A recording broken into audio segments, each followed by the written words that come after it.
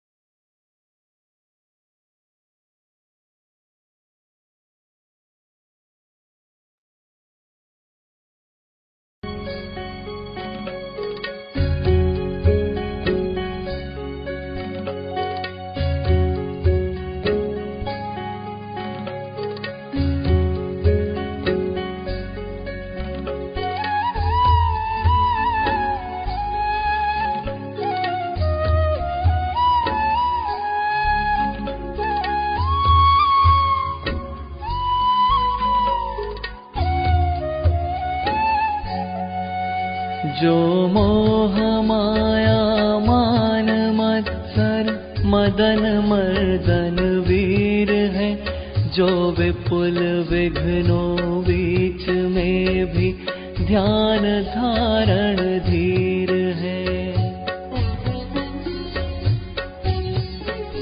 जो तरण तारण भव निवारण भव जलधि के तीर है, वे वंदनीय जिनेश तीर्थंकर स्वयं महावीर है।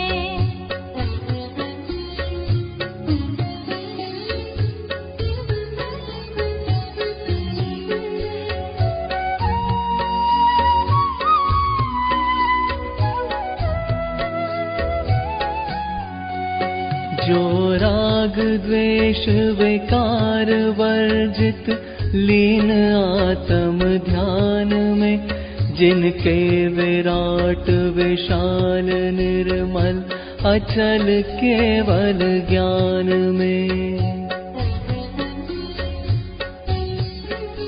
युगपद विशद सकलाठ झलके ध्वनित हो व्याख्यान में, वे वर्धमान महान जिन विचरे हमारे ध्यान में।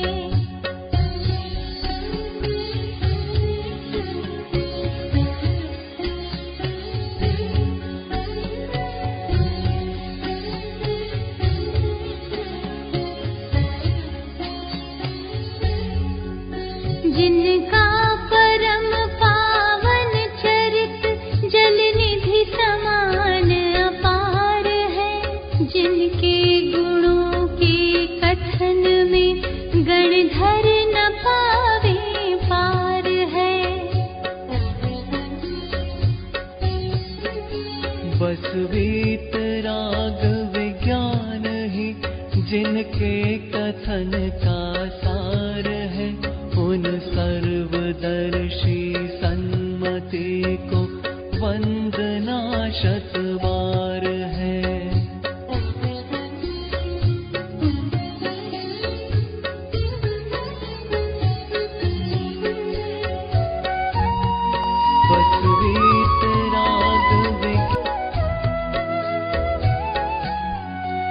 जिनके विमल उपदेश में सबके उदय की बात है, समभाव समता भाव जिनका जगत में विख्यात है। जिसने बताया जगत को प्रत्येक कण स्वाधीन है, करता न धरता कोई है, अणु अणु स्वयं में लीन है।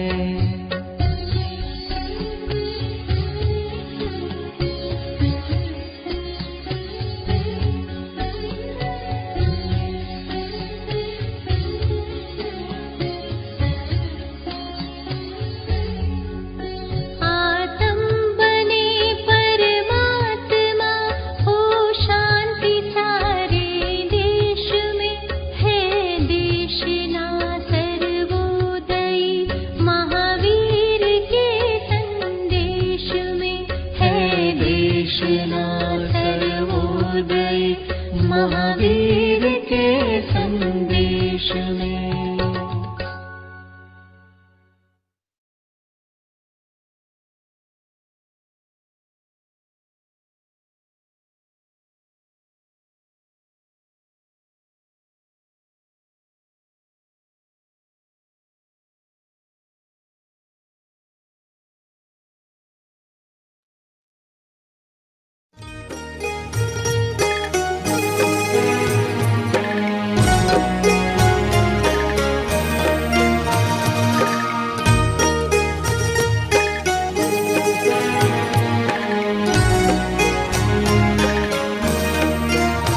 शब्दवाद नय षट द्रव्य गुण पर्याय और प्रमाण का, जड़ कर्म चेतन बंध का, अरु कर्म के अवसान का, कह कर स्वरूप यथार्थ जग का, जो किया उपकार है उसके लिए जिन वाणी माँ को वंदना शत बार है।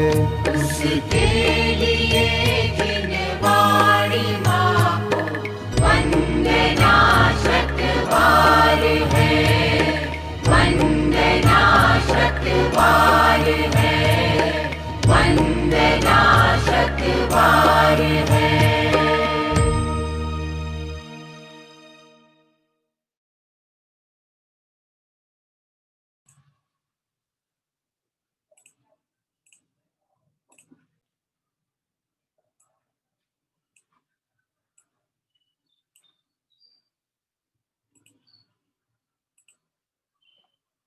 सभी साधर्मी बंधुओं को जय जिनेन्द्र। आइए हम सभी संध्याकालीन स्वाध्याय प्रारंभ करें मंगलाचरण के माध्यम से। नमो अरिहंताणम, नमो सिद्धाणम, नमो आयरियाणम, नमो वज्रायाणम, नमो लोई सब साहूणम, तिहुवण तिलयम देवम वंदिता तिहुवणिंद परिपूज्यम, वोच्छम अणुपेहाओ भव्य जनानंद जननीयो। त्रिभुवन तिलक सत इंद्र वंदित, देव श्री अरहंत को कर नमन कहूँ अनुप्रेक्षाएं, भव्य को सुख कर अहो, भव्य को सुख कर अहो। कार्तिकेय अनुप्रेक्षा ग्रंथ में हमारा स्वाध्याय निर्जराधिकार के अंतर्गत चल रहा है और इसमें 111 नंबर की गाथा तक का विषय अभी हमने विगत दिवसों तक स्वाध्याय में अपना किया। आइए हम सभी आगे की ओर चलेंगे, इस विषय में आगे बढ़ते हैं और 112 नंबर गाथा की ओर आगे बढ़ना है आज। पर इससे पूर्व एक दिन का अंतराल हुआ है, इसलिए हम उस विषय पर विचार करते हैं जो 110 111 नंबर के विषय पर चला था। 110 नंबर पे तो ये बात आया था कि जैसे मुनिराज पे ऊपर उपसर्ग और परिचय आदि आते हैं तो मुनिराज उसको ऋण चुगने की तरह जानकर और समता पूर्वक पूर्वबद्ध कर्म का उदय जानकर और उसे समता से भोगते हैं, शांत परिणामों से उसे सहते हैं। इसको ऐसे परिणामों से मुनिराज को विशेष निर्जरा कही गई। फिर 111 नंबर के गाथा में जो मुनि शरीर को ममत्व को उत्पन्न करने वाला विनाशिक तथा आत्मिक मानता है और सुख उत्पन्न करने वाले निर्बल एवं नित्य दर्शन ज्ञान चैतरूप आत्मा का चिंतन करता है, उसको बहुत निर्जरा होती। शरीर को मोह का कारण अस्थिर और असुचि माने तब इसकी चिंता नहीं रहती, अपने स्वरूप में लगे तब निर्जरा होवे भी होवे। देखिए क्या बात कह रहे हैं, शरीर को मोह का कारण अस्थिर और असुचि माने। अभी तक तो यह मानता था कि सुख का कारण, लेकिन वस्तु स्वरूप से विचार किया तो शरीर सुख का कारण नहीं है। क्यों नहीं है? क्योंकि जो अस्थिर और अनित्यता को लिए हुए है, अस्थिर को अंगीकार करने में अस्थिरता आती है, स्थिर को अंगीकार करने में स्थिरता आती है। अब जो अस्थिर के शरण में रहेगा वह अस्थिरता को प्राप्त होगा और अस्थिरता कोई भी अच्छी नहीं मानता। जगत में भी आप समझ लो, व्यापार कैसा चाहते हो आप, जिसमें परमानेंट लाभ होता रहे वैसा, कि जिसमें कभी लाभ हो और कभी हानि हो। कोई भी व्यक्ति कभी ये नहीं चाहेगा कभी लाभ हो कभी हानि हो, वो चाहेगा सदैव लाभ हो, परमानेंट काम हो, पक्का काम हो, जिससे मेरी आजीविका स्थिर होकर के चले।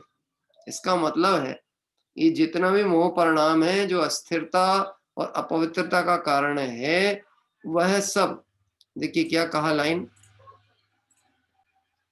कि शरीर को मोह का कारण अस्थिर और असुचि माने तब इसकी चिंता नहीं रहती। इसका स्वरूप जान लो तो उसमें राग करने का कोई कारण ही नहीं बचा, मोह करने का कोई कारण नहीं बचा। एक तो अस्थिर है, पर्याय है, पुद्गल की पर्याय, और अपवित्र है।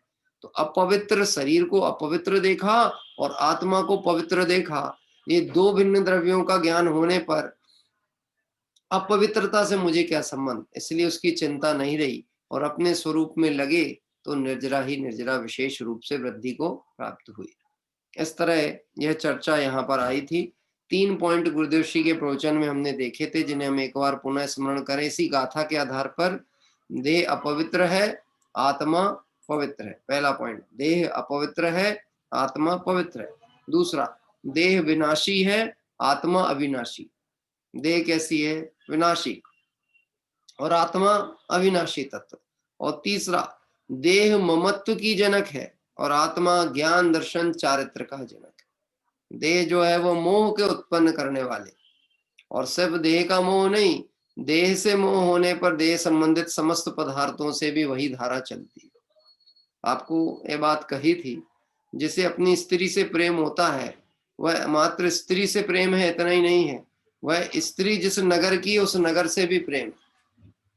क्या पहले के समय में पत्र सूचनाएं आदान प्रदान करने का जो काम है, वो ये जो नाई वगैरह होते थे, नाई ये भी ये काम किया करते थे। एक नगर का नाई दूसरे नगर पहुंचे और मान लो किसी की पत्नी वहां है तो उससे संदेश लेके जाता था कि कोई सूचना देनी हो तो बताओ, और वह सूचना देने जाए तो उसका आदर सत्कार होता था। क्यों?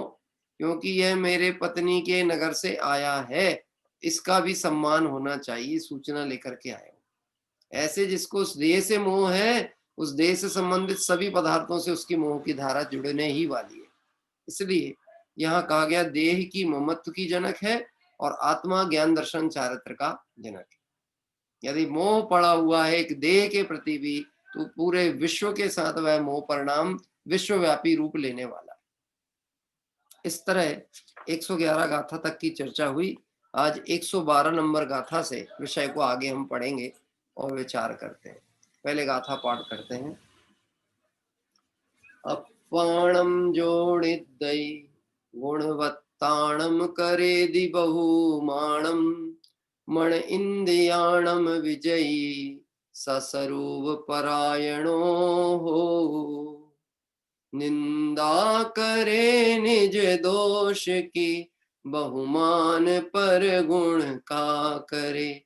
मन इंद्रियों को जीतते निज रूप में तत्पर रहे, निज रूप में तत्पर रहे।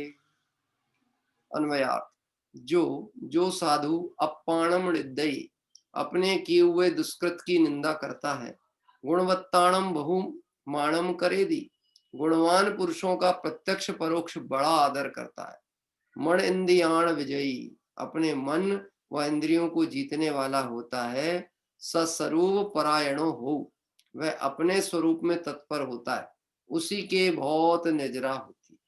ये चर्चा अपन ने पढ़ी थी। अपने किए हुए दुष्कृत की निंदा करता है और गुणवान पुरुषों का प्रत्यक्ष परोक्ष आदर करता है, अपने मन और इंद्रियों को जीतने वाला है और अपने स्वरूप में तत्पर है, उसके बहुत निजरा हुई। अब यहाँ पे थोड़ी सी विचार करते हैं, ये जो पॉइंट डाले गए हैं इस विचार के आधार पर निजरा का संबंध किससे। पहले प्रश्न आएगा, संवर किसको होता है? जो जीव वीतराग परिणाम के बल से मोहराग देश परिणामों का आना रोक दे। किससे? वीतराग परिणाम के बल से मोहराग देश परिणाम का आना रोक दे, ऐसे जीव को संवर है। तो जिसके बल से आना रुका है, निजरा भी किसके बल से होगी? उन्हीं परिणामों के बल से, यानी किन से? वीतराग परिणाम से। अब बात आ रही है कि कोई मुनिराज अपने किए तो दुष्कृत की निंदा करे और दूसरे गुणवान पुरुषों को प्रत्यक्ष परोक्ष बड़ा आदर करे। प्रश्न उत्पन्न होता है, क्या मुनि यही काम करते रहते होंगे? अपने दोष की चर्चा ही करते रहें, दूसरे के गुणों की प्रशंसा करते रहें, तो क्या ये मुनि का लक्षण होगा क्या? वास्तव में मालूम इसमें समझना क्या है हमें, बहुत महत्वपूर्ण बात यह है। गुरुदेव श्री ने इसकी व्याख्या की बहुत सुंदर, कि जो सम्यक दर्शन पूर्वक स्वरूप में विशेष लीन हो गए हैं, उन्हें गुण निंदा का कोई प्रश्न ही नहीं। क्या कह रहे हैं? सम्यक सहित जो स्वरूप में लीन हो गए हैं, उन्हें गुण निंदा का प्रश्न नहीं है। उन्हें समय नहीं है दोषों को देखने का और गुणों की प्रशंसा करने का। वह वीतरागता पे समर्पित परिणाम निजरा का कारण। कौन सा? दिगंबर मुनिराज है, काम क्या कर रहे हैं? दिन रात आत्मा का चिंतन।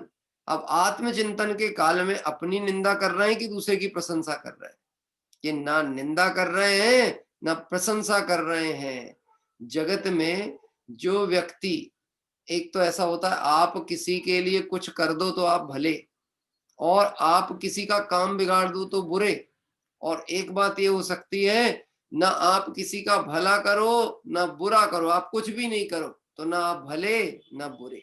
लेकिन कोई ऐसा व्यक्ति जिसने किसी का कुछ ना भला किया हो ना बुरा किया हो, उसको जगत के जन ये कहते हैं, ए भैया सीधे साधे व्यक्ति, इनको किसी से कोई लेना देना नहीं, कोई दाव पेच करते नहीं है, अपने काम से काम मतलब रखते हैं, उससे भी किसी को शिकायत नहीं। जो किसी के मामले में इंटरफियर नहीं कर रहा, किसी के गुण दोष नहीं देख रहा, जो बात ही नहीं कर रहा, उससे शिकायत नहीं। शिकायत उससे हो सकती है जो बात करते हैं। तो यहाँ क्या कह रहे हैं? वह मुनिराज जहाँ सम्यक दर्शन पूर्वक स्वरूप में लीनता हुई, ऐसे साधु दशा की यहाँ बात कर रहे हैं। जो अपने दोषों की निंदा करे, गुणवान पुरुषों का आदर करता है, उसे भी निर्जरा तो कही है। प्रत्यक्ष और परोक्ष गुणवान पुरुषों के गुणों का बहुमान आवे, प्रत्यक्ष भी और परोक्ष भी। मुंह पे तो प्रशंसा कोई भी कर सकता है चार लोगों के सामने, पर हृदय से उसके प्रति आपका बहुमान है कि नहीं? मैं आपको एक सरल बात कहूं, दृष्टांत कहूं, आप विचारें। हम जिन मंदिर जाते हैं और ऐसे समय पहुंचे, या तो बहुत सुबह सुबह पहुंचे कि मंदिर में कोई नहीं था, सिर्फ पुजारी द्रव्य धो रहा था। एक टाइम ऐसा, या ऐसा समय कि कभी लेट हो जाए और मान लो मंदिर बंद होने वाला हो पर दर्शन करने पहुंच गए, कहीं बाहर से आए और लेट हो गए, 12 बजे पहुंचे। अभी इस समय आपको मंदिर में कोई नहीं मिलेगा, सूना मंदिर, शांत मंदिर। अभी मैं आपसे पूछता हूं, आपका दर्शन किस रूप में होगा? वैसे ही होगा जैसे भीड़ भाड़ के बीच में आप करते हो, बहुत से लोगों के समक्ष करते हो, कि अकेले में जैसा करते हो वो कुछ अंतर आ सकता है। विचार करना, अपनी परिणति को टटोलने की बात है कि जब बहुत समुदाय बैठा है, सब लोग बैठे हैं, तो हम विधि पूर्वक साष्टांग नमस्कार करेंगे। ये लोग सोचेंगे कि कैसे दर्शन कर रहे हैं, इतनी हड़बड़ी क्या है, फटाक से चावल चढ़ाया चलेगा। तो बड़ी ध्यान से एकाग्रता से करते हैं। मैं प्रश्न पूछता हूं, इस समय जो दर्शन करने का भाव है, ये भगवान के प्रति एकाग्रता है कि अन्य लोगों के प्रति एकाग्रता है? प्रश्न ख्याल में पड़ रहा है? देख रहा है भगवान की तरफ, उपयोग ऐसा प्रदर्शित हो रहा है एकाग्रता का जैसे भगवान की भक्ति में तल्लीन है, लेकिन लोग देख रहे हैं, लोग क्या कहेंगे ये सोचकर विधि पूर्वक करता है। और कोई नहीं है तो फटाफट चावल चढ़ाया, नमस्कार किया और लौट के चला गया। दोनों कार्यों में परिणामों का अंतर है कि नहीं? जमीन आसमान का अंतर है। जिस समय उपयोग को सूक्ष्म करता हुआ दिख रहा है, उस समय भी उपयोग स्थूल ही है और उपयोग बहिर्मुख है। और जिस समय एकांत में, यानी सबके बीच में नहीं, एकांत में बैठकर भी उपयोग को केंद्रीकृत कर रहा है, यदि भले थोड़ी देर को सही, उस समय उपयोग सूक्ष्म कहलाएगा। निकटवर्ती हुआ कि नहीं, बात समझ में आई कि नहीं? तो प्रत्यक्ष तो प्रशंसा कोई भी कर सकता है, पर परोक्ष मतलब आप निश्चित किसी के गुणों से प्रभावित होंगे तो उसकी अनुपस्थिति में भी उसकी प्रशंसा करेंगे। बात तो उनकी सही, आचरण तो उनका देखने जैसा है, उनका जीवन बहुत बढ़िया है। क्या कह रहे हैं? ये प्रशंसा आप उसी की कर सकते हो जिसके प्रति आपका भक्ति हो, जिससे आपने गुण देखे हो और जिनसे गुण प्राप्त करना। और नहीं तो आपने देखा होगा बहुतायत लौकिक समाज में ये घटनाएं बहुत होती हैं। दुनिया प्रशंसा करते रहे और अपने घर वाले परेशान होते रहे, निंदा करते रहे। अरे भैया आप छोड़ो, हमने तो बहुत उनको धर्म करते देखा, हमको मालूम है उनकी परिणति कैसी है। ऐसा हो सकता ना? देखो निर्जरा किसको हो रही है? जो प्रत्यक्ष परोक्ष गुणवान की प्रशंसा करे, प्रत्यक्ष में भी और परोक्ष में भी। ये दोनों काम में अपने परिणाम मुख्य हैं। आप किसी की प्रशंसा करोगे, ये आपकी मान कषाय घटने का कारण होगा, और अपनी प्रशंसा सुनना चाहोगे, ये आपकी तीव्र मान कषाय का लक्षण है। क्या? और हृदय से करोगे तो गुण ग्रहण का भाव होगा। ये अच्छे व्यक्ति हैं, इनका जीवन बहुत अच्छा है, धर्म से जुड़े हैं, धर्म प्राण, ऐसी अनुमोदना की, यानी आपको धर्म प्रिय लगता है, इसलिए धर्म करने वाले लोग भी प्रिय लगते हैं। बात ख्याल में आती? तो कहते हैं प्रत्यक्ष परोक्ष गुणवान पुरुषों के गुणों का बहुमान आवे, वह भी भाव नजर का कारण है, क्योंकि उसमें स्वयं को सम्यक दर्शन ज्ञान चरित का विवेक और बहुमान है। किसमें? दूसरों की प्रत्यक्ष परोक्ष निंदा प्रशंसा करने में भाव निजरा है, और कि उसमें स्वयं को सम्यक दर्शन ज्ञान चरित का विवेक और बहुमान है। ये प्रशंसा के पात्र हैं कौन? प्रशंसा के पात्र वो ही हैं जो सम्यक दर्शन ज्ञान चारित्र से सुशोभित। लौकिक प्रशंसा की बात नहीं कर रहे थे। प्रशंसक कौन है? प्रशंसनीय पद किसका है? ये प्रशंसनीय पद पंच परमेष्टियों का है। जो परम पद में स्थित है वह प्रशंसनीय है, जो संसार में उलझे हुए उन्हें वह प्रशंसा योग्य नहीं है। और अगर आप उनकी प्रशंसा में तन्मय होते हो, आनंद मानते हो, तो जब तक आपको वो अनुकूल परिणमित होते दिखेंगे तो प्रशंसा करोगे, और अगले क्षण फिर निंदा करने वाले। क्या? जैसे मैं आपसे कहूं, कोई व्यक्ति किसी धनवान को देखकर बहुत उसकी प्रशंसा करे, किस बात को? बहुत अच्छे हैं भाई, बड़े सरल परिणामी हैं, दान भी बहुत करते हैं। ये सब बात कब तक? जब तक उसको ये उम्मीद थी कि मेरे को मौका पड़ेगा तो ये सहयोग देंगे। अब ये गए कुछ सहयोग लेने और उन्होंने कहा भाई मेरी अभी स्थिति नहीं है, या मैं अभी तो नहीं देने के विचार में हूं। इतना कहना मात्र था और उसकी वह सारा दृष्टिकोण एक समय में बदला, वो विपरीतता में चलेगा।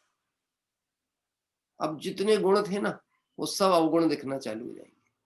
पूरा खेल कषाय का है। कषाय मंद होती है तो दूसरे के गुण दिखते हैं, कषाय तीव्र होती है तो दूसरे के दोष दिखते हैं। ऐसे ही अपने पे लगाना, कषाय तीव्र होती है तो अपना छोटे गुण को भी बड़ा बताना चाहता है, और कषाय मंद होती है तो अपने दोष दिखते हैं और दोषों का उन्मूलन करना चाहिए। निर्जरा किसको होगी?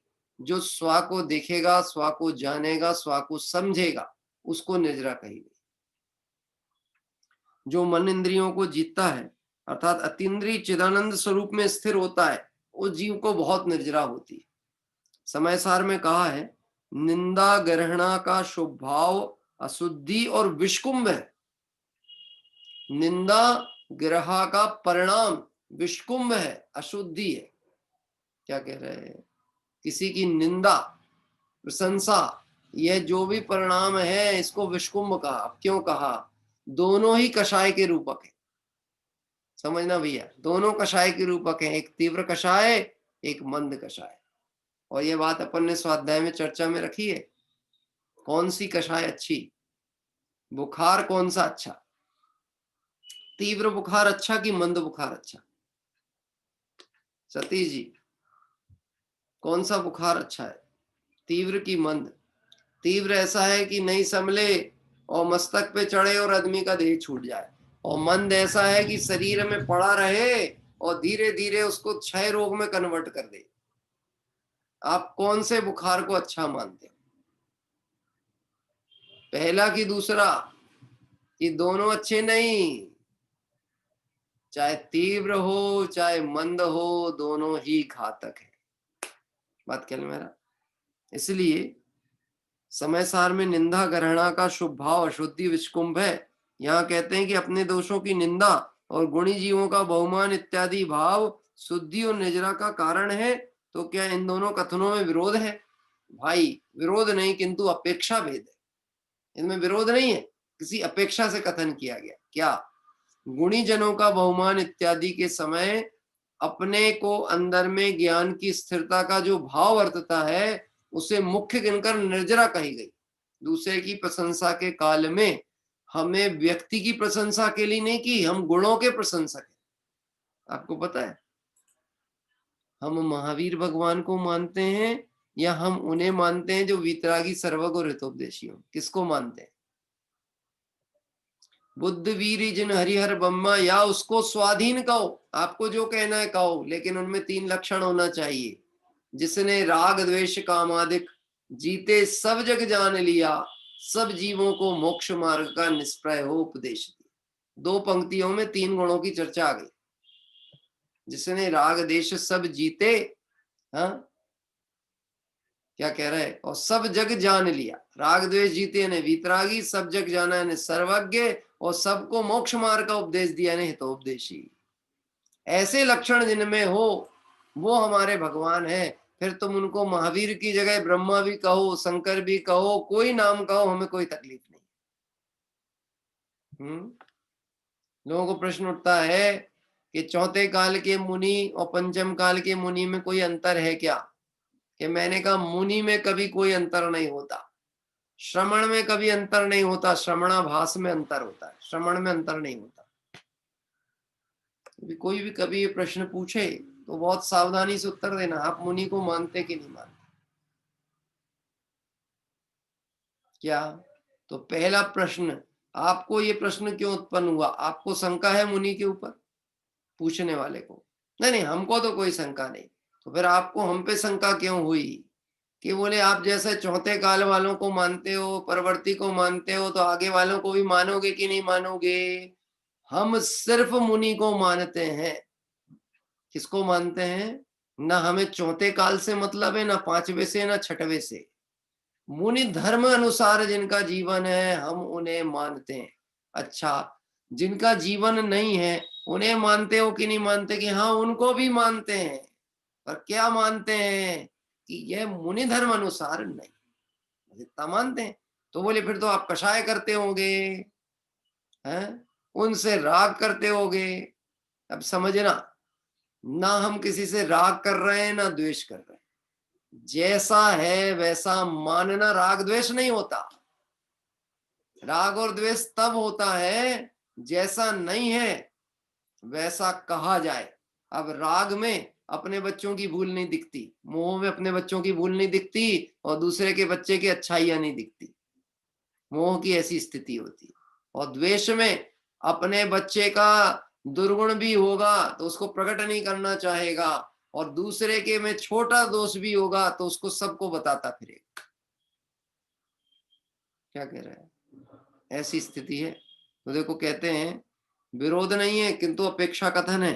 क्या बात चल रही है कि गुणवानों की प्रशंसा करने से निजरा होती है कि नहीं होती? ये होती है, लेकिन उसका मूल कारण क्या है? हमें गुण पसंद है, हम गुणों के प्रेमी हैं, गुणों के ग्राहक हैं क्या? और जो गुणों के ग्राहक होगा वह अच्छाई को अंगीकार करना चाहता है, सच्चाई को अंगीकार करना चाहता है, और सबसे सच्चा है अपना गायक परमात्मा। तो हम ये सारे प्रयास से कहाँ आते हैं? अपने निकट, और जो अपने निकट आता है उसको निजरा होती है। बात ख्याल पड़ती है? हाँ। अब मैं आपसे बोलता हूं, ये बात जो भी अपन ने कही, ये कौन की बात है? तेरापंथी की है, परिवार वालों की है, दिगंबर की है, सोनगढ़ी की है? किसकी बात है? ये वस्तु स्वरूप की है, वीतराग भगवंतों की बात है। किसकी बात है?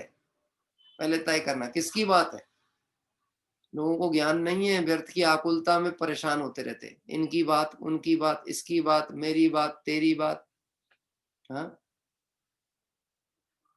अरे भैया, वीतरागी का कथन है और आपके ज्ञान में यह बात समझ में आती है, अपना ज्ञान निर्णय करता है, परिणामों में शांति आती है बात सुन के, तो समझना कि यह बात सच्ची है। क्या ये वीतरागियों का कथित शास्त्र है? अगर ये कषाय के कारण बन जाए तो ये शास्त्र नहीं, शस्त्र है। क्या जो पुस्तक पढ़ने से लड़ाई झगड़े हो जाए वो समाज के लिए, धर्म के लिए खतरनाक, वह पुस्तक भी और पुस्तक का लिखने वाला भी। और जिनको पढ़ने पर सारे सबकी कषाय कमजोर पड़ जाए, शांति हो जाए, हमें उस व्यक्ति का नाम भी नहीं मालूम हो कि किसने लिखी है, लेकिन वीतरागता का जिसमें पोषण हो, वो जिनवाणी है, हम उसको सर हाथ झुका के नमस्कार करते। ले आओ आप, परीक्षा करना है तो अपने ज्ञान से परीक्षा करो, और अपने ज्ञान से स्वा को जानो, इसको निजरा का कारण कहा। देखिए, उसे मुख्य गिनकर निजरा कही गई। समय सार में स्वभाव की मुख्यता गिनकर उसे विष्कुंभ कहा गया। समय सार द्रव्य दृष्टि की प्रधानता से कहीं कहीं कथन कर रहा है मुख्य रूप से, तो जहां पे भी शुभ भाव होगा उसको विष्कुंभ कहा। क्यों विष्कुंभ कहा? शुभ भाव। बोलो साहब, जहर कौन सा अच्छा होता है, मीठा वाला कि कड़वा वाला? कभी सोचा आपने मीठा जहर और कड़वा जहर कौन सा होता है? हाँ? खाया आपने मीठा जहर? खाते हो आप? नहीं खाते। मीठा जहर खाया कि नहीं कभी? कड़वा तो नहीं खाया होगा, पर मीठा खाया, जहर। बताओ, ये शक्कर है ना, शक्कर, ये मीठा जहर है। हाँ? ये बिस्लरी का पानी है जिसको हम शुद्ध मान के पीते हैं, सब मीठा जहर है। ये हिंसा पोषक है, मार्ग विरुद्ध है, शरीर के लिए अनुकूल नहीं है, और उसको आनंद से भोगता है, मीठा जहर है। और जहर को जो अच्छा मान के सेवन करेगा उसको खतरा होने ही वाला है। बात ख्याल में? इसलिए हम विष्कुंभ का शुभ भाव को, जगत अशुभ को तो गलत कहता है पर शुभ में अटकता है। यह द्रव्य दृष्टि की प्रधानता का कथन करने वाला शास्त्र है। वह कहता है वह शुभ भाव यानी वह पुण्य परिणाम जो संसार का हेतु वो बंध का ही कारण होगा, वो निद्रा का कारण नहीं हो सकता। जो परिणाम बंध का कारण है वो निद्रा का कारण नहीं होता। अब आप एक बात समझना, अगर भगवंतों की भक्ति पूजन करने से निद्रा होती हो और निद्रा बढ़ती चली जाए तो हमको 24 घंटे क्या करना चाहिए? पूजा भक्ति करनी चाहिए, क्योंकि उससे निद्रा होती है। तो जो जितना बड़ी पूजा करेगा, जितना विधान करेगा, जितनी द्रव्य चढ़ाएगा, जितना नाचेगा, जितना मतलब कहना चाहिए तक त्याग तपस्या आदि के द्वारा काम करेगा, उसको उतनी जल्दी निद्रा होनी चाहिए। लेकिन ऐसा तो है नहीं। क्या कह रहे हैं? ऐसा तो है नहीं। गजब की बात है, पूजा निद्रा का कारण नहीं है, बंध का कारण है। लेकिन पूजा में जो भाव आए हैं उस भाव की अनुभूति वो निद्रा का कारण। समझना, भगवान की भक्ति करना शुभ भाव है कि अशुभ भाव? ऐसा कहें पिक्चर देखना शुभ भाव है कि अशुभ भाव, तो ये उत्तर बहुत जल्दी आएगा, अशुभ भाव। ठीक है, और भगवान की भक्ति शुभ भाव है कि अशुभ भाव, तो कहेंगे शुभ भाव। भगवान की भक्ति शुभ भाव, पिक्चर देखना अशुभ भाव। अब प्रश्न आता है, जो शुभ भाव है वह भी आश्रव का एक भेद है कि नहीं? जैसे अशुभ भाव आश्रव का भेद था, ऐसे शुभ भाव भी किसका भेद है? आश्रव का। तो आश्रव सुख के कारण है कि दुख के कारण? सती जी, आश्रव सुख का कारण है कि दुख का कारण? दौलत राम जी ने लिखा, आश्रव दुखकार घनेरे, बुद्धिवंत तिने निर्वेरे। आश्रव तो दुख के कारण है, और थोड़े दुख के नहीं, बहुत दुख के कारण है।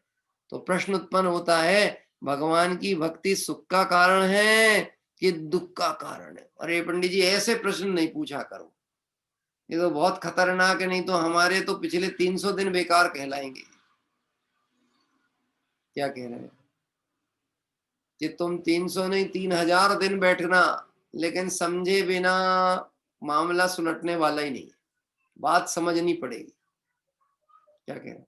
अब बोलो, विस्कुंभ लिखा है, यही तो लोगों को समझ नहीं आता, तो आचार्य कुंद कुंद देव स्वामी का भी विरोध करने लगते हैं। क्या? जिनको मान प्रतिष्ठा प्रशंसा का लोभ वर्तता है, वह सोचते हैं ये चीजें लोग पढ़ लेंगे और शुभ भाव छोड़ देंगे, ज्ञानियों की भक्ति छोड़ देंगे, हमारी पूजा प्रशंसा छोड़ देंगे, तो हमारा क्या होगा? इससे अच्छा इनको पढ़ने के लिए मना कर दो। पढ़ना ही नहीं, ये गृहस्थों के पढ़ने का ही नहीं। क्या? तो ये पढ़ेंगे और इनके ट्यूबलाइट जलेंगे, इनके ट्यूबलाइट जले, अंधेर प्रकाश हुआ, तो अंधेरे में होने वाली गड़बड़ियां हो नहीं सकती। आप समझ लेना, जो व्यक्ति आपकी ज्ञान आराधना में बाधक बने, उससे बड़ा शत्रु इस विश्व में कोई दूसरा है ही नहीं। और जो आपको इस मार्ग में बढ़ने की प्रेरणा दे, भले सामर्थ्य नहीं हो, ना पढ़ा सके, ना अर्थ बता सके, लेकिन भावना भाता होगी, नहीं भैया मार्ग ये सच्चा है, तुम तो अध्ययन अभ्यास करो, अपनी बुद्धि को लगाओ, ऐसा प्रेरित भी करता है, उससे बड़ा आपका मित्र और हितैषी कोई दूसरा नहीं। समय सार में स्वभाव की मुख्यता गिनकर उसे विष्कुंभ कहा गया। यहाँ भी जो राग है उसे निजरा का कारण नहीं कहा, परंतु उस राग के समय अंतर स्वभाव का जो अवलंबन वर्तता है और शुद्धता बढ़ती है, उसकी प्रधानता गिनकर उस शुद्ध भाव से निजरा कही गई। पूजा से तो बंध ही होता है, पर पूजा के काल में जब भी उपयोग भगवंतों की भक्ति करते हुए, उनके गुण चिंतन करते हुए अपने पे आता है और अपना स्वरूप लक्ष्य में आता है, ऐसे समय में जो शुद्ध भाव होता है, मतलब कषाय रहित परिणाम होता है, वो निजरा का कारण। मंद कषाय कभी भी निर्जरा का कारण नहीं होती। सारा जगत मंद कषाय को धर्म मान के बैठता है, जो संसार का कारण है उसे धर्म मानेगा, ये उल्टी मान्यता है कि नहीं? बात ख्याल पड़ती? संसार का हेतु है दया दान पूजादिक व्रत का परिणाम। मैंने एक बार आपको ये पढ़ के सुनाया था, शायद भूधरदास जी का या किसी विद्वान का है, दया दान पूजादिक पूंजी सो अजान पनो, जितनी हंस तू अनंत काल में कमाएगो। क्या कह रहे? दया दान पूजादिक पूंजी सो अजान पनो। पूंजी क्या है ये नहीं मालूम, पुण्य को धर्म मानता है। दया दान पूजादिक पूंजी सो अजान पनो, जितनी हंस तू अनंत काल में कमाएगो। कितने काल? अनंत काल। तेरे बिन विवेक के कमाई न रहेगी हाथ, भेद ज्ञान बिना एक समय में गमाएगो। पुण्य की स्थिति कितने देर की है? कर्म की स्थिति कितनी देर की है? क्या कह रहे हैं? जो 70 कोड़ा कोड़ी सागर का भी कर्म है ना, वो एक ही समय का है, क्योंकि वो समय बदल रहा ना, प्रति समय परिवर्तनशील तो है, इसलिए एक ही समय का है कर्म का उदय भी। अब वो कितना ही दीर्घकालीन हो, पुण्य कितना ही बांध के आया हो, एक समय में निषेक खिर जाए और पूरा पुण्य क्षीण हो जाए, प्रकृति बदल जाए। जैसे मैं आपसे कहूं, मैंने ये उदाहरण आपको दिया है पहले कि खीर बनी है, और बहुत अच्छी खीर बनी है, केसर वगैरह सब डला था और बहुत सारे लोगों के लिए बनी थी, लेकिन उसमें एक बूंद विष की गिर गई। अब बोलो वह खीर सेवन योग्य है कि नहीं? एक बूंद गिरी है विष की, सिर्फ एक बूंद।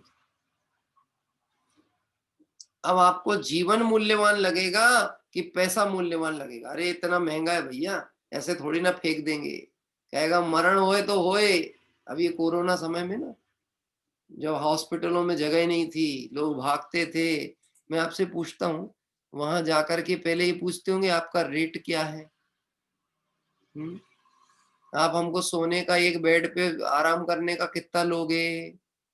वो कहते बात ही नहीं करना, सिर्फ मिल जाए, इलाज मिल जाए, इससे बढ़ के कुछ नहीं है। पूरी संपत्ति लगे तो चलेगा, जीवन बचना चाहिए, यही रहता ना।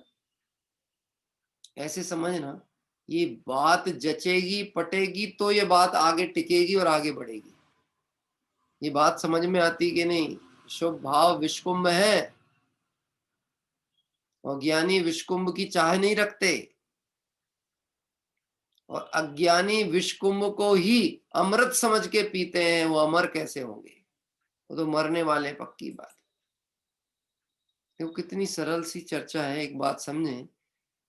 पुण्य का उदय और पुण्य परिणाम, पाप का उदय और पाप परिणाम, ये दो अलग अलग चीजें हैं। क्या कह रहे हैं? पुण्य का उदय और पुण्य परिणाम, पाप का उदय और पाप परिणाम दो भिन्न वस्तु हैं। पाप का उदय होने पर भी पुण्य परिणाम हो सकते हैं और पुण्य का उदय होने पर भी पाप परिणाम होते हैं। तन्मय है तो, उदय में तन्मय है तो ये परिणाम बदलेंगे और होंगे। कैसे? पाप का उदय चल रहा है और कोई ज्ञानी तत्व विचार से धैर्य धारण किए हुए हैं, तो ये परिणाम कौन सा चल रहा है उनका? पुण्य का। उदय है पाप का, परिणाम है पुण्य का। क्या कह रहे हैं? लेकिन गजब की बात है, यहाँ निर्जरा का कारण पुण्य को नहीं कहा। इसका मतलब है धर्म करते काल में जितना भी समय स्वसन्मुखता को प्राप्त होता है, परिणाम कषाय रहित पने को जाता है, स्वरूप के निकटवर्ती होता है, वह निर्जरा का काल है। और जितना भी उपयोग बहिर्मुखता को प्राप्त होके मंद कषाय में भी लगा। अब देखो, ये स्वाध्याय अपन कर रहे हैं ना, वो जिनवाणी में तो लिखा है स्वाध्याय से असंख्यात गुण से निर्जरा होती है। तो हम अभी जो पढ़ रहे होंगे, इस समय निर्जरा होती होगी कि बंद होता होगा? ये जिनवाणी का स्वाध्याय करने बैठे, निर्जरा का काल है कि बंद का काल है? समझना, सावधानी से समझना, निर्जरा का है कि बंद का है।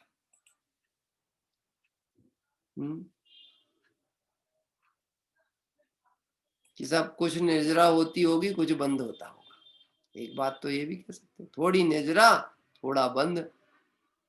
ये तो कोई निर्जरा कहलाती च नहीं है कि अपने समय में आए कर्म और आके खिर जाए, उसको तो निर्जरा कहते ही नहीं। उसकी कोई मोक्ष मार्ग में कीमत नहीं है। पहली सबके होए, पहली तो सबके हो रही है, दूसरी होए तो होए।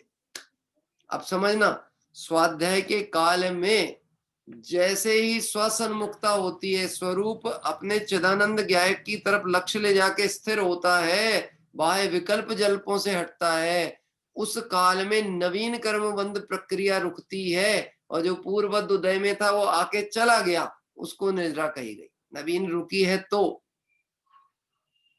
और जो आया था वो चला गया।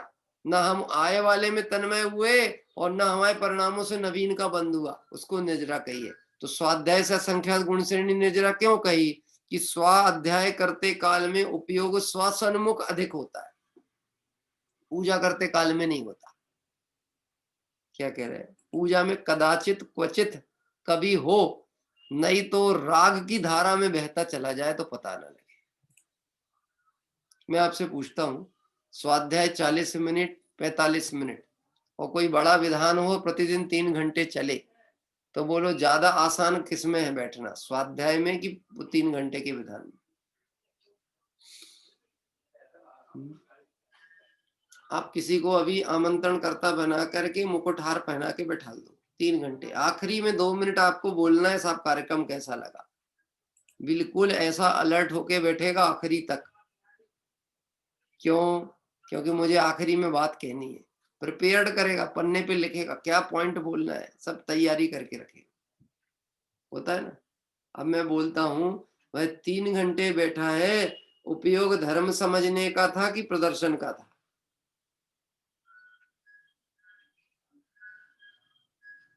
बात ख्याल में आ रही है?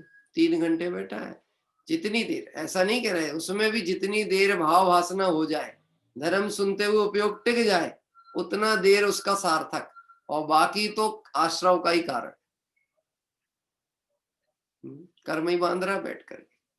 तो बोले पंडित जी कम से कम मंद कषाय कारण पुण्य तो बनता होगा ना, पुण्य तो बनता होगा ना। यह प्रश्न जो पूछा जाता ना, पुण्य तो बनता होगा ना, उसको ऐसा लगता ही नहीं कि पुण्य बांधता है, जबकि बोल कह रहा पुण्य तो बंधता होगा ना। तो पुण्य बंधता है, तो पुण्य से बंधता कौन है? आत्मा ही तो बंधता है ना। तो तुझे बंधन चाहिए कि निर्बंध होना है? ईश्वर जी, बात ख्याल पड़ती है? बंधन अच्छा लगता है कि निर्बंध होना है? अगर तुझे बंधन अच्छा लगता है तो तेरा बंधन बढ़ने वाला है। क्या कह रहे हैं? सुबह कितने बजे? एक मिनट।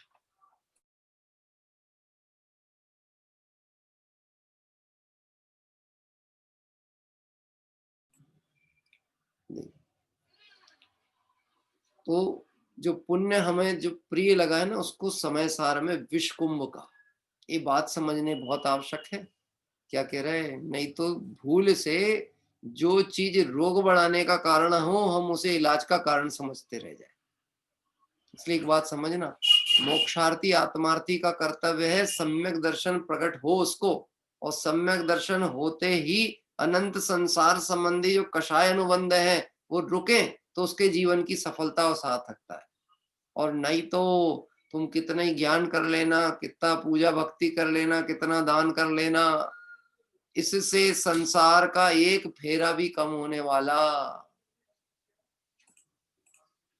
और कंपैरिजन तो करना ही मत किसी से भी, ना भगवान से करना, ना तुम इंसान से करना। कंपैरिजन तो करना, उनसे तो बेहतर हैं। क्या कह रहे हैं?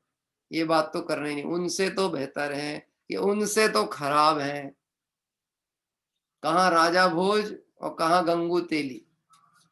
तो कहीं हम ही राजा भोज बन जाते हैं तो दूसरे गंगू तेली दिखने लगते हैं। अपने को राजा भोज मान लिया तो बाकी गंगू तेली, और कोई राजा भोज किसी ऊपर वाले को मान लिया तो खुद कौन हो गए? गंगू तेली। अब आप बताओ, ऐसी स्थिति में काम नहीं होने वाला।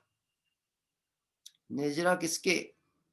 जो वस्तु स्वरूप को सम्यक रूप से जानकर स्वसन्मुखता से उपयोग को एकाग्र कर सके, उसके निजरा बहुत होती। उसकी प्रधानता गिनकर उस शुद्ध भाव से निजरा कही गई। चिदानंद स्वभाव का अवलंबन करने से मिथ्यात्वादिक दोषों का निरादर हो जाता है। एक बात आई थी ना, मिथ्यात्वादिक दोष, भावार्थ में आया था, मिथ्यात्वादिक दोष का निरादर करने से निजरा होती है। तो प्रश्न आता है, किसी की बुराई करने से, निंदा करने से, निरादर करने से कहते हैं पुण्य बनता होगा कि पाप? हम कहेंगे भैया किसी की भी निंदा बुराई करोगे तो पाप बनेगा, और लग रहा है मिथ्यात्वादी का निरादर करना निर्जरा का कारण है। तो वास्तव में निरादर करने के लिए ना वचन बोलना है, ना हमें उसके साथ कोई लड़ाई झगड़ा करना है, हमें मौन लेकर के उसके प्रति जो अभी तक हमारा उपयोग जाके उससे जुड़ता था, उस दृष्टि को अपने में खींच के रख ले। मिथ्यात्व से सम्यक्त होने के लिए क्या करना पड़ेगा? जैसा आज तक मानते थे, अगर वैसा वस्तु स्वरूप नहीं है तो जैसा है वैसा मानो, इसका नाम है सम्यक्त। और जैसा नहीं है वैसा मानते आ रहे थे और मानते रहोगे तो इसी मिथ्यात्व में जीवन जाने वाला है। क्या? अब मैं आपसे पूछता हूं, आपका नाम क्या है?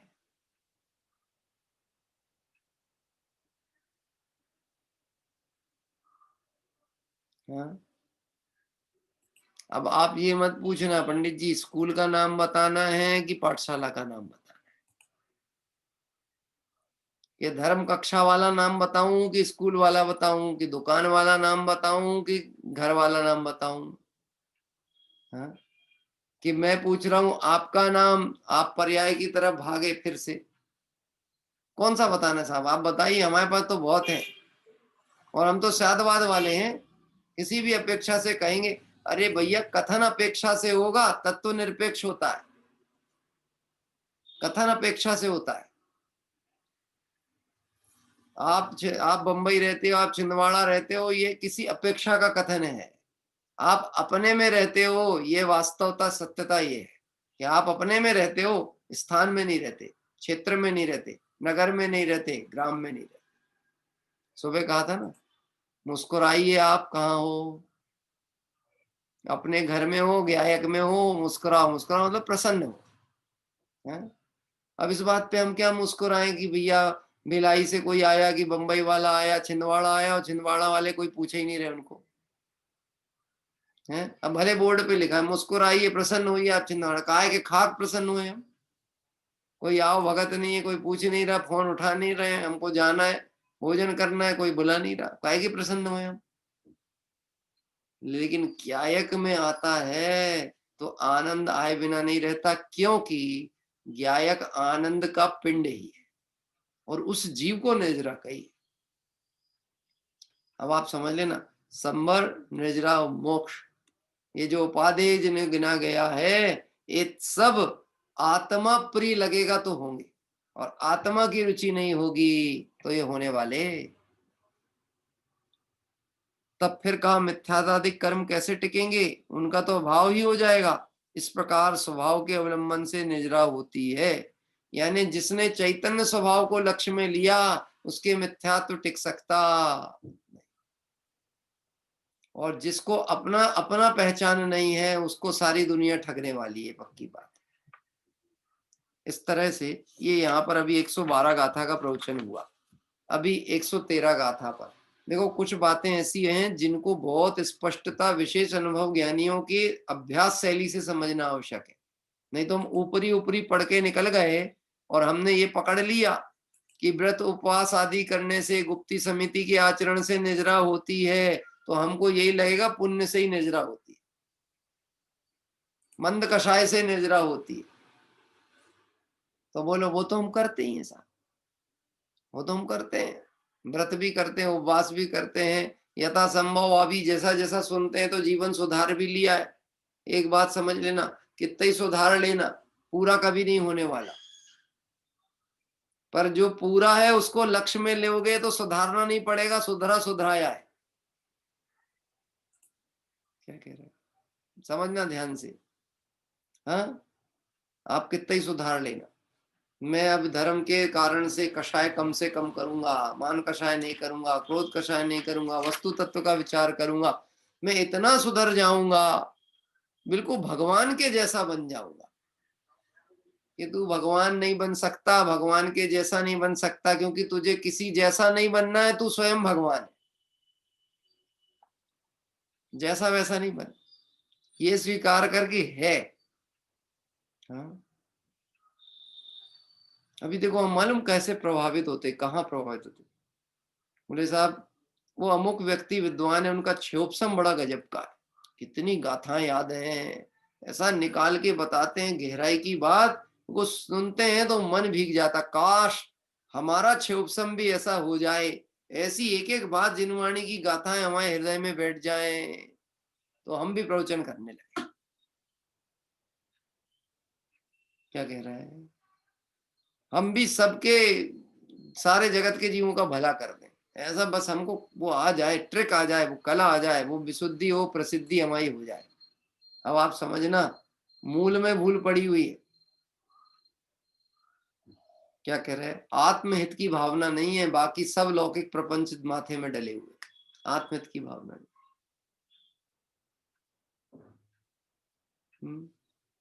देखो धन्य है वह मुनिराज, जिन आचार्य परमेष्टि से एक नव दीक्षित मुनिराज ने दीक्षा ली और उन्हीं के संग में उनका अनुगामी है, उनके शिष्य के रूप की भूमिका में है, लेकिन धर्म ध्यान आराधना और विशुद्धि के बल से वह पहले केवल ज्ञान प्राप्त कर ले।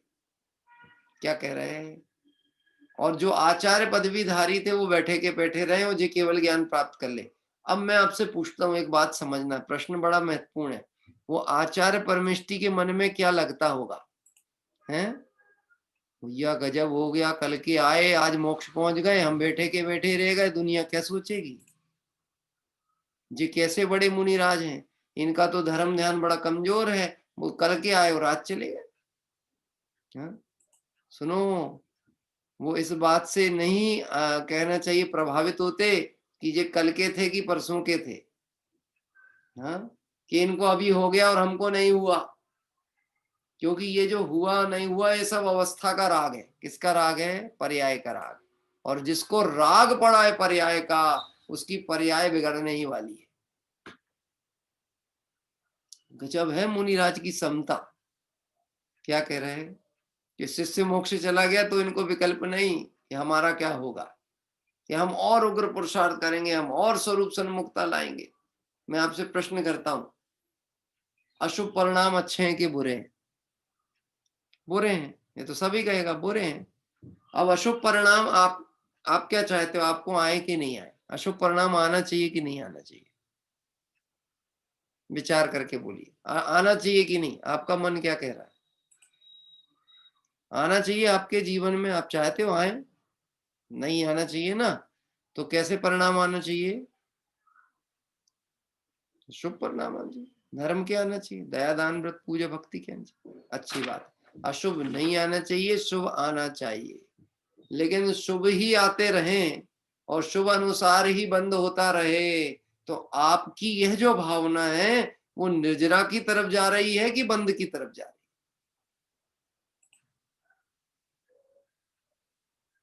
किस तरफ जा रही है?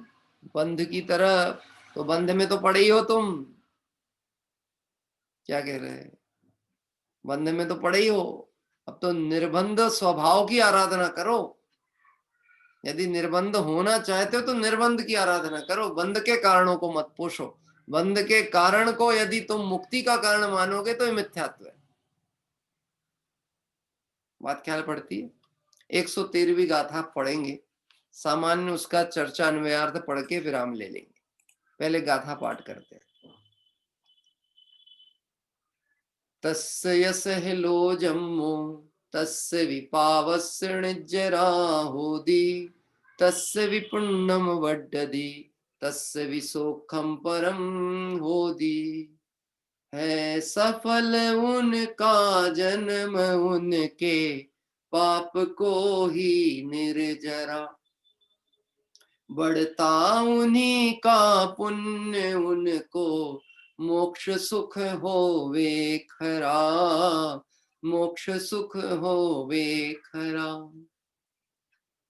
जो साधु ऐसे पहले कहे अनुसार यानी पूर्व गाथाओं में जो चर्चा आ रही उस अनुसार निर्जरा के कारणों में प्रवृत्ति करता है।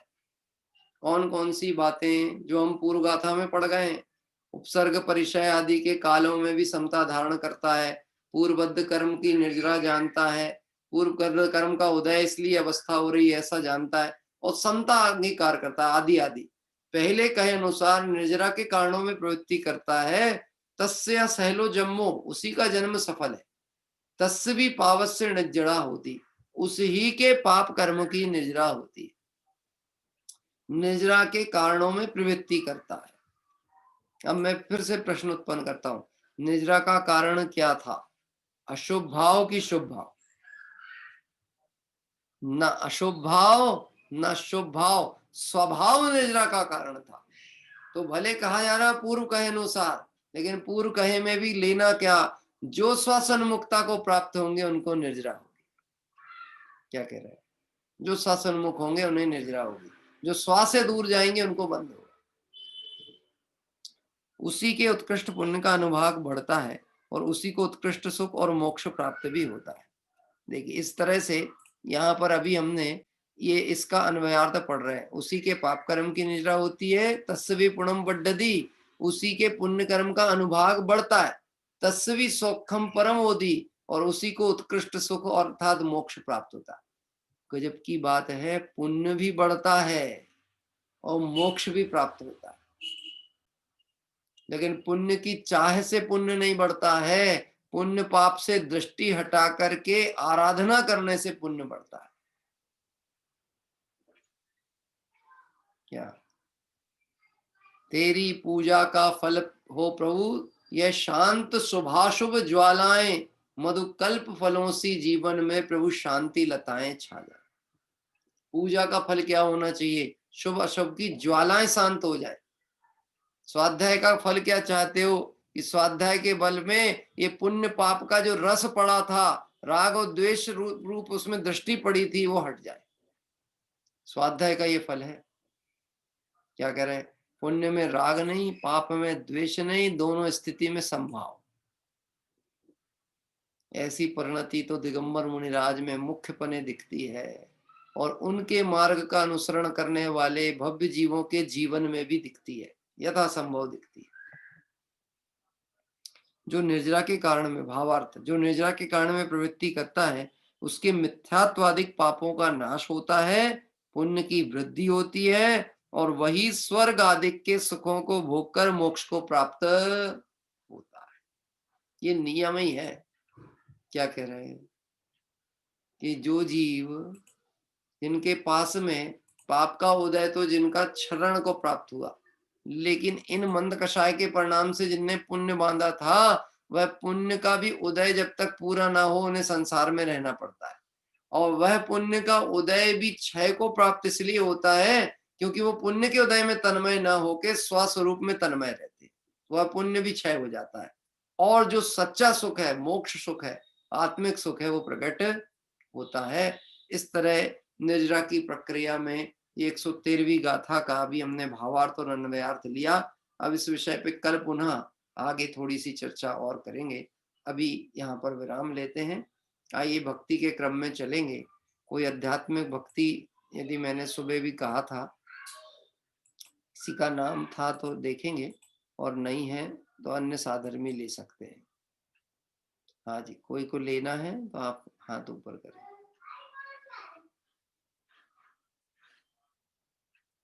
हाँ जी, एक नया नाम हमको दिख रहा है, रितु जी उदयपुर से। चलिए अनम्यूट करिए।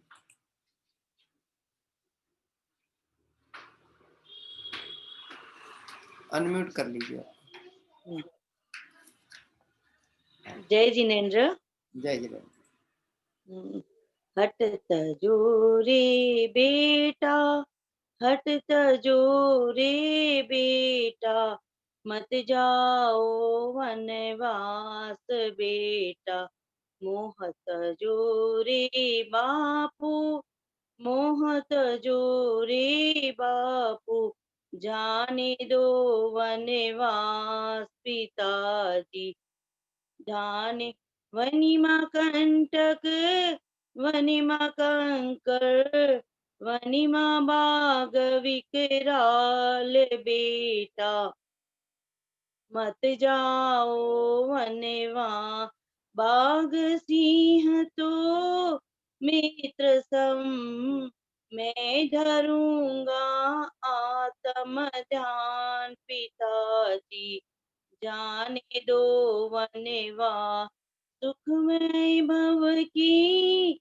रेलम पेल में, तू ही एक आधार बेटा, मत जाओ वन, ये संसार दावानल सम, इसको तृणवत जान पिताजी, जाने दो वनिवा, लाड़ी लड़ाऊं प्रेम से तुझको, खा जो मिष्ट पकवान बेटा, मत जाओ क्या करना है सुख वैभव की, रेलम पेल में बहुत खाया, ऊंचा बंगला महल मनोहर, करो मोती सिंगार बेटा,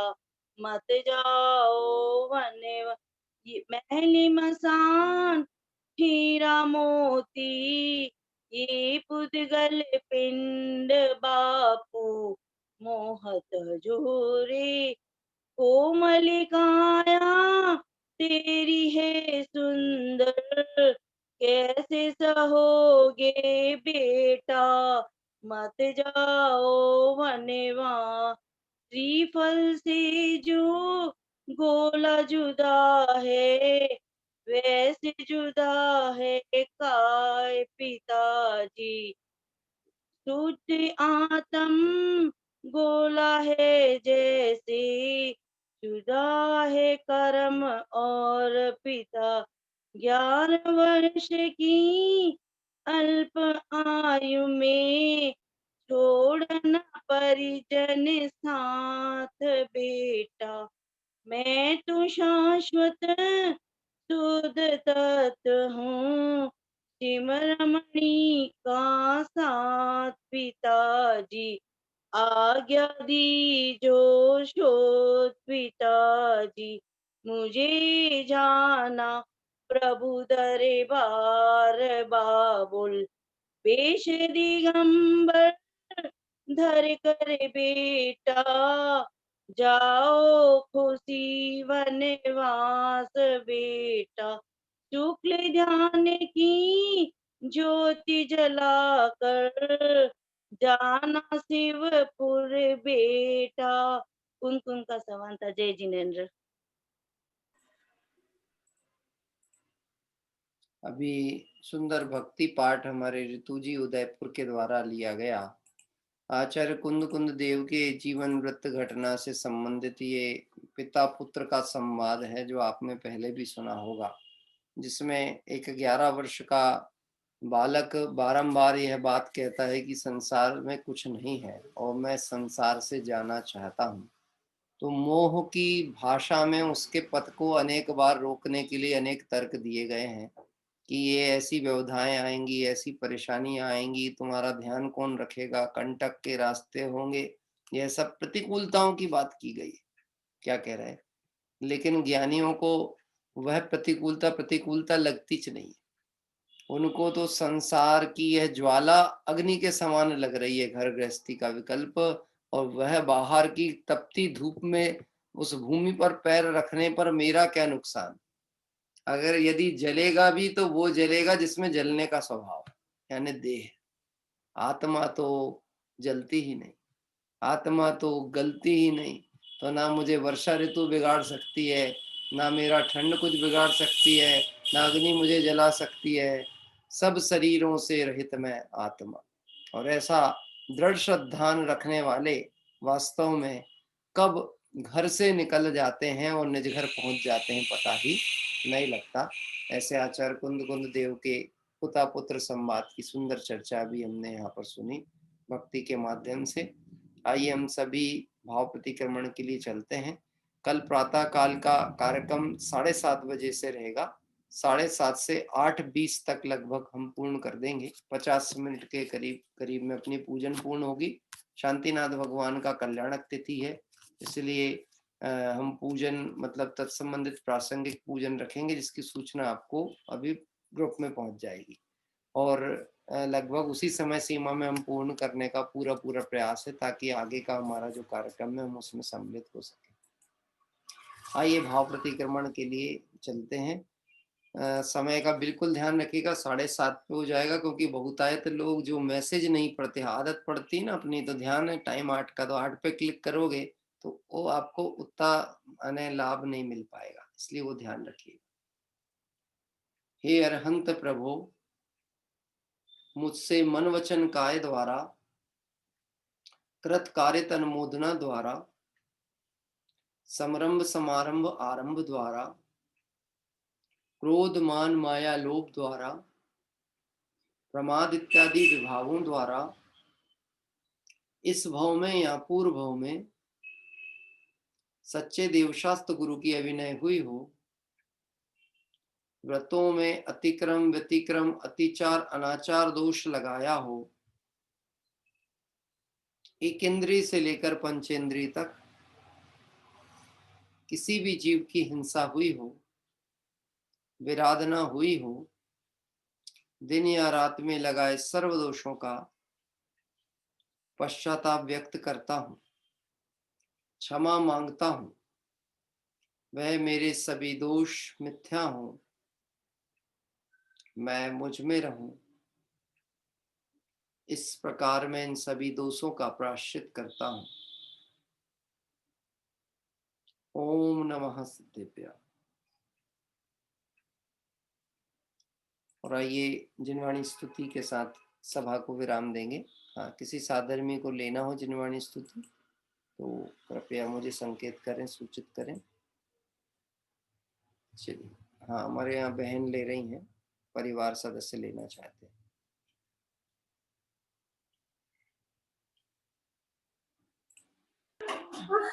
आवाज आ रही है? हाँ, आती है। सभी साधर्मी मुमुक्षु समाज को हमारा जय जिनेंद्र। एक नवीन जिनवाणी स्तुति है, श्री हीराचंद जी बोहरा कलकत्ता द्वारा, उनके मुख से ये स्तुति सुनी थी, तो बहुत सुंदर प्राचीन स्तुति है ये।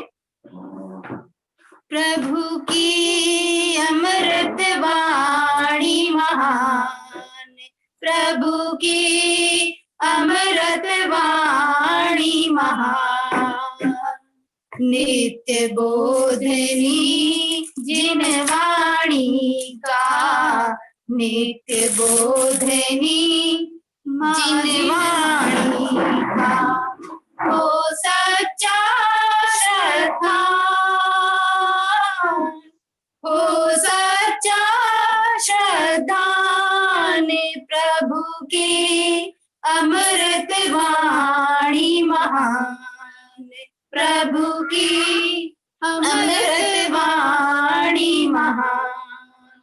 वीर हिमाचल ते निकसी है, वीर हिमाचल ते निकसी है, अनेकांत में बाली हो, अनेकांत में बाली, गणधर गुरु गौतम ने गूंथी, गणधर गुरु गौतम ने गूंथी, करे इसी का पान, करे इसी का पान, प्रभु की अमृत वाणी महान, प्रभु की अमृत वाणी महान।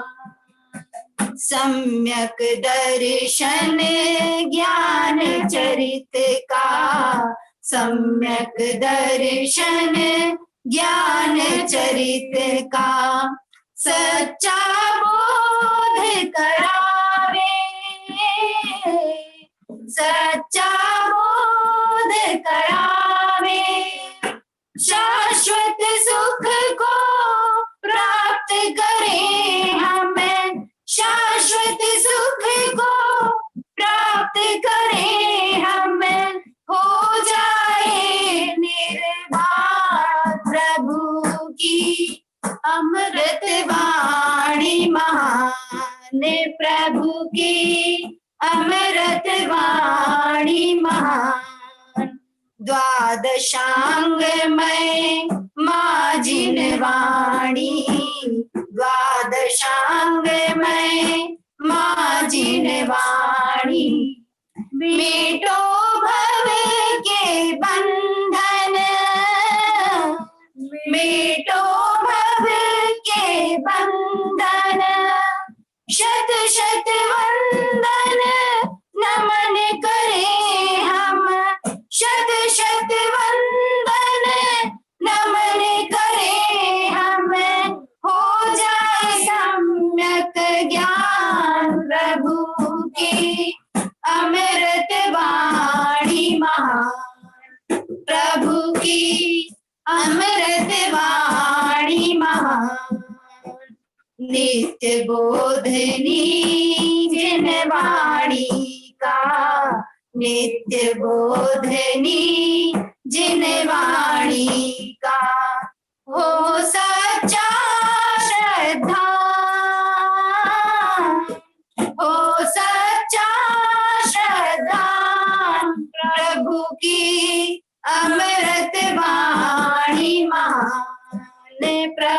की अमृत वाणी महान।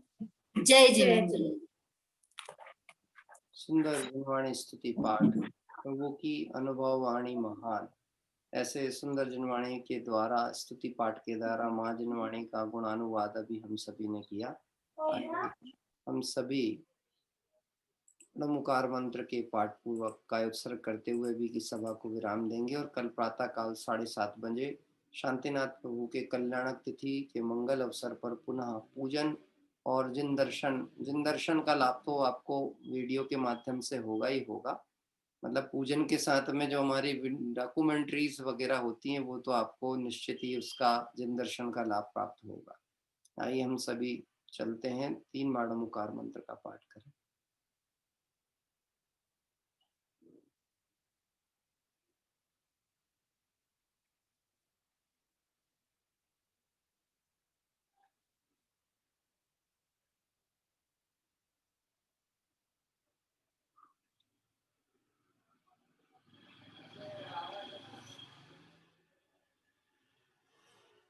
जवली द्वादशांग में जिनवाणी माता की जय हो।